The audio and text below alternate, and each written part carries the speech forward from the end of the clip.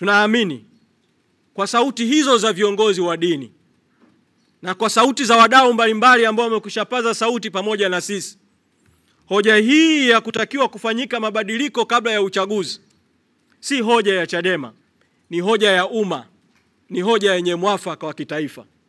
Wakati umefika sasa wa Rais Samia kujitokeza mbele ya umma na kukubaliana na rai hiyo ya wananchi na sauti na nasaha za viongozi wa dini, ili kwa haraka huo wa kufanya mabadiliko. Mikutano itaendelea kuanzia tarehe 8 mpaka tarehe 12 mwezi Mei.